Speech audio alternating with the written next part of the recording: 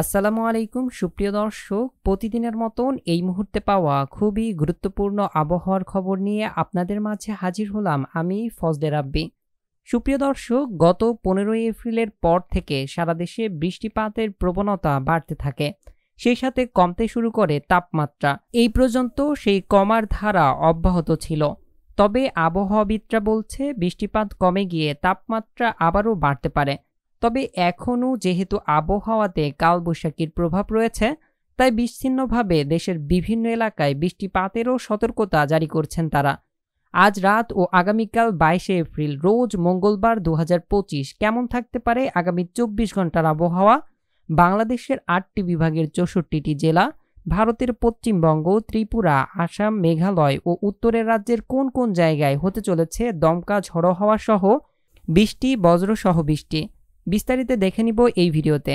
এছাড়া পরবর্তী 10 দিনের আবহাওয়া কেমন থাকতে পারে, কোনো প্রকার ঘূর্ণিঝড়ের সম্ভাবনা আছে কিনা, আগামী 10 দিনে সমুদ্র অঞ্চল কেমন থাকবে, সঠিক তথ্য জানতে আমাদের সঙ্গেই থাকুন। চলুন শুরু করা যাক আমাদের আজকের আবহাওয়ার খবর। সুপ্রিয় দর্শক, এই মুহূর্তে সরাসরি আবহাওয়ার পূর্বাভাস জানার জন্য আমরা চলে এসেছি স্যাটেলাইট ইমেজ বা রাডার অ্যানিমেশনে।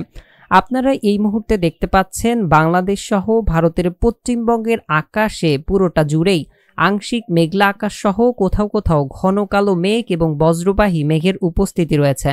বিশেষ করে এই মুহূর্তে আমরা দেখতে পাচ্ছি বাংলাদেশের চট্টগ্রাম সহ বরিশাল বিভাগের আকাশে সবথেকে বেশি ঘন কালো মেঘের উপস্থিতি রয়েছে। এছাড়াও ঢাকা বিভাগের কিছু অংশে আমরা দেখতে পাচ্ছি এই মুহূর্তে মেঘ রয়েছে এবং সিলেট বিভাগ সহ ময়মনসিংহ, খুলনা বিভাগেও আমরা মেঘ দেখতে পাচ্ছি।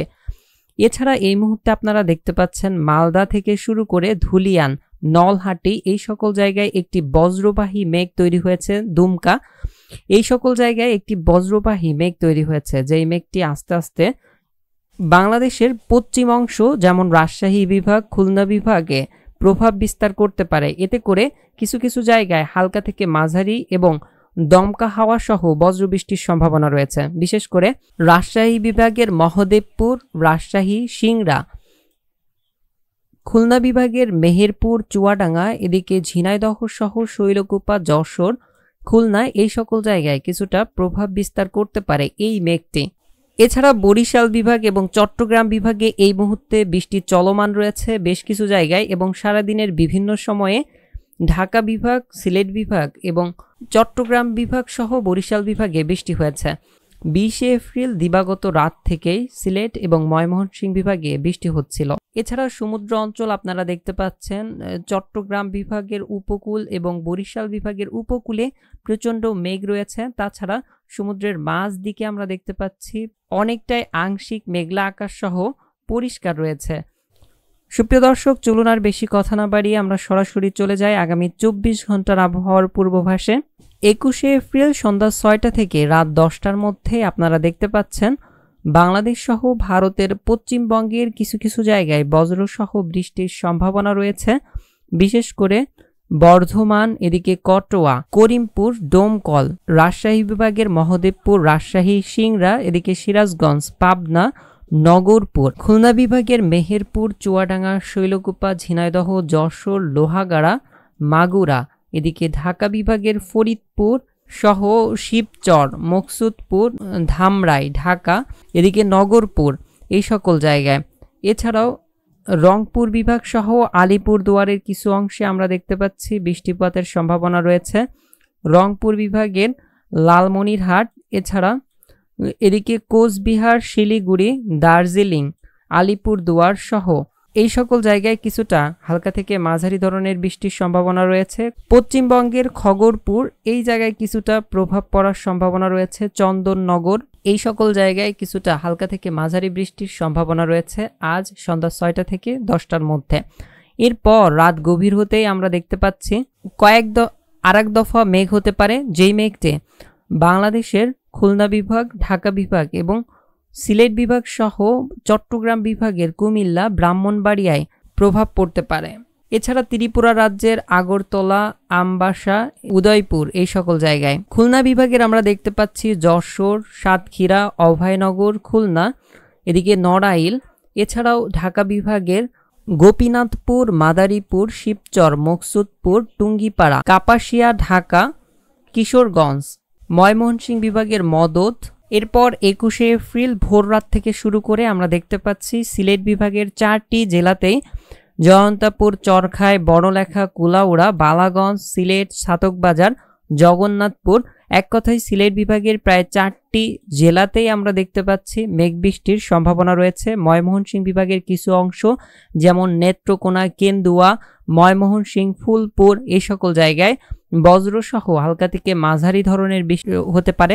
রংপুর বিভাগের কিছু অংশ, লালমনিরহাট, চিলমারি, জলঢাকা, এছাড়াও শিলিগুড়ি সহ কোচবিহার, এদিকে গুয়াহাটি, গোপালপাড়া এই সকল জায়গায়ও মেঘ বৃষ্টির সম্ভাবনা রয়েছে।